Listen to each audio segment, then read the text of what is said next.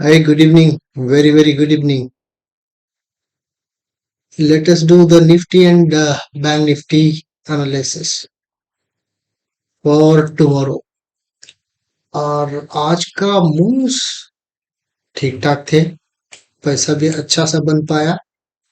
सुबह में भी जो है इसने अच्छा खासा मतलब ये वाला भी मूव ठीक ठाक था और ये वाला तो मूव अच्छा खासा था।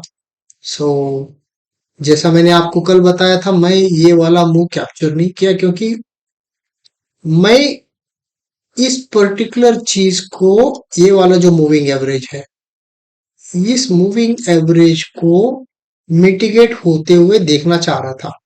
और जब तक ये मिटिगेट नहीं होता है, मुझे ऊपर के लिए ज्यादा कन्विक्शन था नहीं, जिसकी वजह से मैं ये वेट कर रहा था। और ये वाला मैंने मूव क्यों कैप्चर किया, वो भी मैं रीजन बताऊंगा आपको। पहली बात, आपको एक प्रो टिप देना चाहूंगा मैं अभी। ये है R2। आप में से बताइए कितने लोग जो है जब मार्केट यहां तक गया था, R2 टच करेगा और 26,000 भी टच करेगा बोल के उस उम्मीद में बैठे रहेंगे, राइट। और एक प्रो टिप ये है यहाँ पर, जब भी कोई प्रीवियस डे का कोई पिवोट आता है, ओके, उस पिवोट को एक बार ऑलरेडी मिटिगेट किया हुआ है इस पर्टिकुलर स्विंग जो है। अगर मैं आपको लाइन ड्रॉ करके दिखाऊं, आसान हो जाएगा आपको समझने के लिए। अगर मैं, जी, ये देखिए, ऑलरेडी ये जो स्विंग गया हुआ था, इसको इसने यहाँ पर मिटिगेट कर दिया था, राइट। मुझे बिल्कुल 1% का भी फीलिंग नहीं था कि ये R2 टच करेगा, क्योंकि जब दुनिया जो है 26,000 के उम्मीद में बैठे रहेगा और R2 के उम्मीद में बैठा रहेगा, तभी मार्केट जो है ऐसा वाला कांड कर सकता है। एंड मोर ओवर, कल ये जो मूविंग एवरेज जो जिसकी मैं बात करता हूं, जो दिन में एक बार तो वो मिटिगेट करता है, ओके, कल पूरा दिन अगर आप देखेंगे, एक बार भी उसने उसको टच नहीं किया, ओके। जो नॉर्मली ऐसा नहीं होता है, जब भी पावरफुल ट्रेंड होता है, जब भी मोमेंटम बरकरार रहता है, वो ऐसा सिचुएशन में ही वो इसको बिना मिटिगेट किए ऐसे ही दौड़ जाता है। लेकिन कम से कम क्या करता है, अगले दिन सुबह जब खुलता है तो फर्स्ट कैंडल नीचे मारता है और यहां पर से जो है फिर ऊपर दौड़ने लगता है। मैं इस चीज का वेट कर रहा था, तो फर्स्ट कैंडल जो है ऊपर ही खुल गया और फिर ऊपर ही दौड़ने लग गया। मैंने आपको कल ही बताया था कि अगर ऊपर के लिए जाता है, मैं इंटरेस्टेड नहीं रहूंगा, राइट। तो क्योंकि मुझे कन्विक्शन नहीं रहता कि ये ऊपर जाएगा फिर यहां से धड़ धड़ नीचे गिरते इसको टच करने के लिए आएगा। ये बहुत क्रिटिकल मूविंग एवरेज है, जिसको ये नॉर्मली दिन में एक बार तो टच करता ही है, ओके। तो मेरी हमेशा ट्रेडिंग कब शुरू होती है, इसको एक बार मतलब ये मिटिगेट कर देता है तो मुझे डायरेक्शन की क्लैरिटी मिलती है। हाँ भाई, अभी यहां से मैं ऊपर की तरफ ले सकता हूं, ऐसा। लेकिन सुबह पूरा मतलब ऑलमोस्ट यहां तक तो इसने मिटिगेट किया ही नहीं, ऊपर ही मतलब घूम रहा था। लेकिन मैं शांति से वेट कर रहा था, ये टच करेगा आज। कल पूरा दिन टच नहीं किया, आज तो जरूर टच करेगा ये। और इससे अच्छा कहाँ मौका मिलेगा मार्केट को, जब पूरी दुनिया R2 की उम्मीद में बैठा है, पूरी दुनिया जब 26,000 की उम्मीद में बैठा हुआ है, तभी जो है वो खेल कर सकता है कि मैंने मैंने ब्यूटीफुली यहीं पर जो है समवेयर यहां पर इसको लिया था, ओके, इस पर्टिकुलर लोकेशन में। ये वाला मैं आपको फिबोनाची डालकर बताऊंगा, क्योंकि मैं दोनों कंफर्मेशन देख रहा था कि मैं फिब भी ड्रॉ कर रहा था और पिवोट्स तो थे ही मेरे इसमें। मैंने फिब ड्रॉ किया था यहां से लेके यहां तक। तो मेरे फीड में क्या आ रहा था, ऑलरेडी इसने टारगेट तो हिट कर दिया है। ओके, उसके बाद ये नीचे भी आ गया है। उसके बाद फिर दोबारा ये ग्रीन कैंडल बनाता है, लेकिन ग्रीन कैंडल इसको टच भी नहीं कर पाता है। उसके बाद जब ये डोजी जैसा कैंडल बन जाता है, तब मुझे कंफर्मेशन आ गया कि भाई अभी ये जाने वाला तो नहीं है, लोगों को धोखा दे देगा और जरूर इस पर्टिकुलर मूविंग एवरेज को मिटिगेट करने के लिए आ जाएगा। मैंने तुरंत जो है यहाँ पर एक ट्रेड ले लिया है। मेरा स्टॉप लॉस समवेयर इधर मैंने रखा था, राइट। और मेरा टारगेट ये था, बिल्कुल बैठा था मैं आराम से। ओके, ये पूरा मूव जो है I could capture and that's it. एक ट्रेड था मेरा और एक ट्रेड लॉटरी देके चले गया। I was very happy, I came out of it, that's it. उसके बाद जो कचरा करता है मुझसे, मुझे कोई मतलब नहीं है वो क्या क्या करता है। यहाँ पर भी जो ऑलरेडी ऊपर छलांग मारते जा रहा था, I was not concern with that at all. मुझे इस पर्टिकुलर मूव से मतलब था और इस मूव आ गया, राइट। एक ट्रेड ले लिया, क्वालिटी ट्रेड था, पैसा बन गया। तो ट्रेड के लिए कोई लॉजिक, कोई रीजन होना चाहिए क्यों आप उस पर्टिकुलर ट्रेड ले रहे हैं। बिना मतलब के कहीं पर भी आप ट्रेड नहीं ले सकते हैं। जब भी ऑर्डर पंच कर रहे हैं तो वैलिड रीजन होना चाहिए कि भाई यहां से ये आएगा। ओके, तो मेरा टारगेट ये रहेगा और मेरा स्टॉप लॉस ये रहेगा। क्लैरिटी होना चाहिए। ट्रेड पंच करने से पहले आपको इतना सा क्लैरिटी रहना चाहिए। 1:2 का मुझे मिल रहा है, आई एम हैप्पी। 1:2.2, 2.3 भी मिला होगा आराम से, राइट। तो एक या दो ट्रेड ले लीजिए दिन में, क्वालिटी ट्रेड ले लीजिए और मौके का तलाश कीजिए। जब भी वो आपके सेटअप के हिसाब से, आपकी जो सोच है उस पर्टिकुलर सोच के हिसाब से मार्केट जब सेटअप बनाता है तभी आप एंट्री कीजिए। नहीं तो कहीं पर भी करना जरूरी नहीं है। शांति से बैठे रहिएगा और दिन में एक या दो ट्रेड्स तो देता ही है मार्केट। अपने को हड़बड़ी करना जरूरी नहीं होता है। ओके, और ये तो हो गया फिबोनाची का, इसका काम हो गया। मैं भी इसको निकाल देता हूं और पिवोट को वापस रख देता हूं। तो हमेशा याद रख लीजिएगा, जब भी ये पिवोट, पिछले दिन का कोई पिवोट दूसरी पिवोट के करीब है, नजदीक है, ये वाला पिवोट नजदीक था, ऑलरेडी इसको मिटिगेट कर दिया है और ये R2 तक जाएगा बोल के उम्मीद रखे रहेंगे क्योंकि 26,000 वहां पर है। हर मूव कैप्चर करना जरूरी नहीं है क्योंकि यहीं पर जो है मार्केट आपको धोखा दे सकता है। ओके, आपको सतर्क रहनी चाहिए। आपको हमेशा स्मार्ट मनी के एंगल से ही सोचना चाहिए, नॉट एज अ रिटेलर। आप अगर स्मार्ट मनी होते और रिटेलर को फंसाने का सोच रहे हैं तो रिटेलर को इससे बढ़िया जगह क्या है कि फंसाने का, बोलिए। 26,000 भी आ रहा है, R2 भी है, ऑलरेडी मेरा यहाँ पर एक पिवोट बैठा हुआ है, रेजिस्टेंस, राइट। तो यहीं पर ट्रैप करता है मार्केट, है ना। तो अगर आपने यहाँ पर ट्रेड लिया है तो यहाँ पर फिर दोबारा कॉल में एंट्री करने की जरूरत नहीं है। जस्ट बिकॉज ये बड़ा कैंडल बना दिया है, ये आपको इनविटेशन दे रहा है कि भाई आ जाओ ट्रैप के लिए। फंसना जरूरी नहीं, जाल बिछा रहा है वो, है ना। अच्छा जी, ये हो गया अपना निफ्टी का। और कल के लिए, कल के दिन क्या कर सकता है। कल के दिन अगर मैं आपको 75 मिनट पर लेके जाऊं, 75 मिनट पर आप देखिए लास्ट का कैंडल जो है, लास्ट का कैंडल का हाल जो है बुरा है। ये वाला, ये दोनों जो है मतलब एक कैंडल्स देखिए। एंड मोर ओवर, देखिए टू बी फ्रैंक, अगर मैं आप लोगों को बता दूं, ये जो चल रहा है कार्यक्रम, जो भी ये ऊपर की जो छलांग मारते जा रहा है, मैं बिल्कुल कन्विंस्ड नहीं हूँ। कोई स्ट्रक्चर नहीं है, बिना कोई स्ट्रक्चर के उछलते जा रहा है, कूदते जा रहा है ऊपर। ये यहाँ पर तो ऐसा, यहाँ पर तो ऐसा चले गया, फिर उसके बाद इसने एक चैनल बना दिया फिर इस चैनल को तोड़ के इसने गैप अप कर दिया, फिर इसको यहाँ पर भी गैप अप कर दिया। कोई स्ट्रक्चर नहीं है, कुछ नहीं है, बिना स्ट्रक्चर के कुछ भी कर रहा है। ऐसा थोड़ी होता है ना। ऐसा कोई भी स्ट्रक्चर जो होता है ना, टिकता नहीं है ढंग से। I am very very sceptical about this particular move.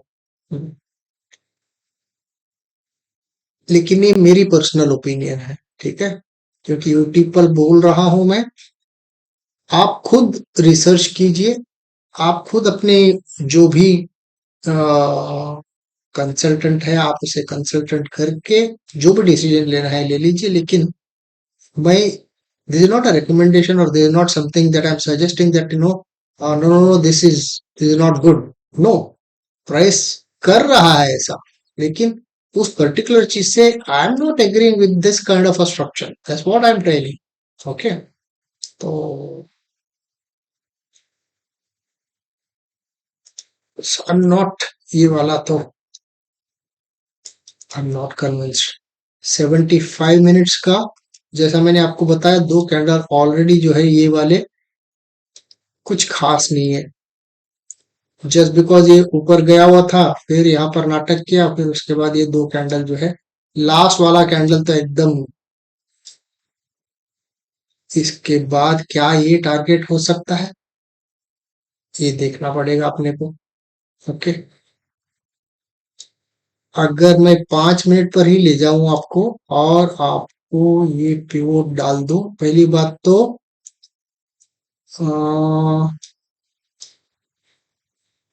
कल का सीपीआर जो है एकदम नैरो है, एकदम नैरो है, एंड R1 R2 की डिस्टेंसेस भी ज्यादा कुछ नहीं है।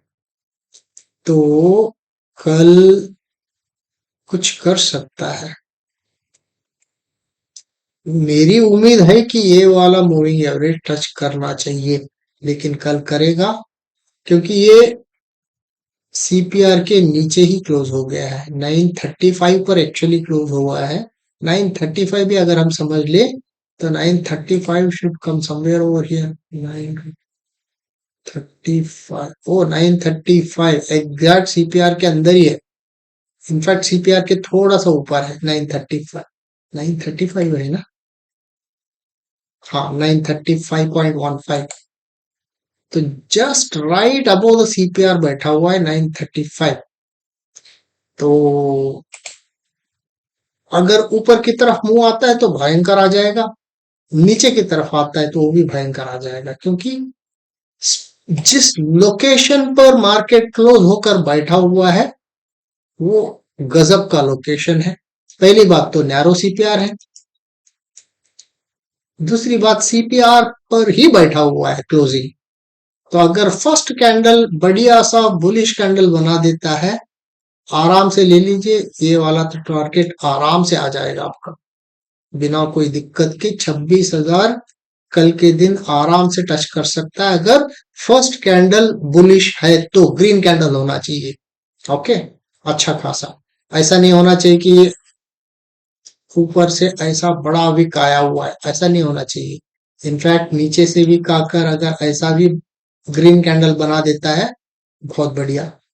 ओके, लेकिन मोरोबोजो जैसा कैंडल होना चाहिए, जिससे आपको कन्विक्शन आ जाए, है ना। तो जरूर इस, ये वाला जो है अपने लिए रेंज रहेगा, क्योंकि ये स्विंग बनाया हुआ है, इस स्विंग को क्रॉस कर लेता है, किसी भी हालत में 26,000 आ जाएगा। अगर ये फर्स्ट फर्स्ट कैंडल ही डायरेक्ट खुलते ही अगर नीचे खुला, और बड़ा सा कैंडल हो गया, और इस पर्टिकुलर बॉटम को तोड़ देता है, तो समझ लीजिए ये जो है ना 5 मिनट वाला 200 डे मूविंग एवरेज, इधर इसको या फिर कम से कम इस पर्टिकुलर एरिया में जरूर आ जाएगा, जो है 25,860। ये दो आपको बिल्कुल ध्यान देना पड़ेगा। फर्स्ट कैंडल सीपीआर के ऊपर बुलिश रहेगा, या फिर सीपीआर के नीचे बेरिश रहेगा, ये बस एक चीज ऑब्जर्व कीजिए। ओके, और ये वाली स्विंग टूटनी चाहिए, ये वाली स्विंग यहाँ पर टूटनी चाहिए। खैर मुझे मालूम है कि आप लोग ये स्विंग टूटने तक वेट नहीं करोगे, क्योंकि उसके बाद जो है दौड़ने लगेगा और 26,000 आसानी से आ जाएगा। बट फिलहाल फिर भी अगर फर्स्ट कैंडल अच्छा खासा बुलिश बन जाता है, आप एंट्री ले सकते हैं। थोड़ा सा नीचे आ गए तो भी फिर वो ऊपर ही जाएगा। ओके, तो इतना आप कल के दिन कर सकते हैं। ये नीचे की तरफ टूट गया तो ये वाला ध्यान रखिएगा, या फिर ये जो कल आज का पिवोट जो अनमिटिगेट किए बिना गया हुआ है, क्योंकि ना सुबह टच किया हुआ है ना बाद में इसने टच किया है। परसों का भी, कल का भी जो सीपीआर था वो भी जो है वर्जिन सीपीआर है, और आज का भी वर्जिन सीपीआर है। ओके, तो बिल्कुल ये वर्जिन सीपीआर पर आकर जो है इसको अगर टच करके, तब तक ये मूविंग एवरेज भी थोड़ा ऊपर गया रहेगा, तो मूविंग एवरेज को भी टच करके फिर उसके बाद ऊपर की जर्नी कंटिन्यू बिल्कुल कर सकता है। अगर नीचे की तरफ बड़ा सा रेड कैंडल बना देता है तो तभी ये पॉसिबल होगा। अगर ऊपर की तरफ बुलिश कर देता है, 26,000 याद रखिएगा आ जाएगा, है ना। तो ये है निफ्टी के लिए। ठीक है जी, अभी देखते हैं बैंक निफ्टी का क्या हाल है।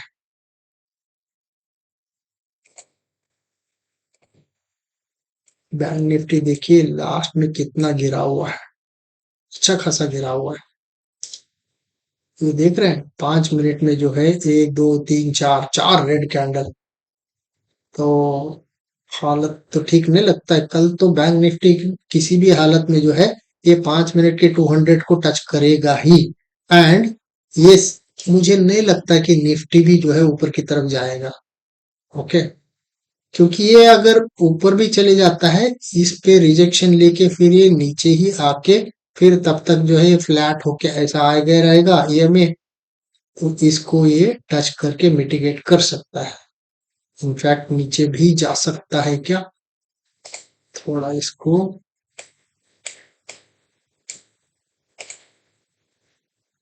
अगर ये टूट गया ना फिर क्या है ये पूरा जो है गैप है, पूरा यहाँ तक।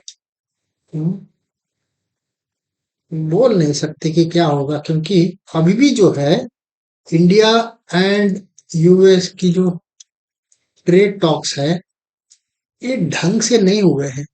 यूएस अपने को प्रेशर कर रहा है रशिया से जो है ऑयल नहीं लेने की, और इंडिया उस चीज को मान नहीं रहा है। एंड कुछ एग्रीकल्चरल चीजें जो है अभी भी इंडिया उन चीजों पे लिटिल स्केप्टिकल है, और यूएस जो है फिर प्रेशर दे रहा है कि उन चीजों को मानने के लिए। सो अगर ये कुछ डिविएट हो गया ना, ये जो डील हो रहा है, तो फिर समझ लीजिए ये जो गैप है ये गैप नहीं रहेगा, ये क्लोज कर देगा गैप को। जब तक ये इंटैक्ट है, क्योंकि the entire premise about the whole thing going up, shooting up, was only because of India US trade deal. Otherwise कुछ नहीं था। ये जो 1300 पॉइंट का जो मूव आया था निफ्टी में, ये तो बैंक निफ्टी है, निफ्टी में 1300 पॉइंट का जो ऊपर का मूव आया था, it was only because of India US trade deal, nothing else. अगर इसी पर्टिकुलर ट्रेड डील जो है इसमें अगर कुछ दिक्कतें आ रहा है, तो फिर आप समझ सकते हैं कि मार्केट क्या कर सकता है। होप एवरीथिंग गो स्मूथ।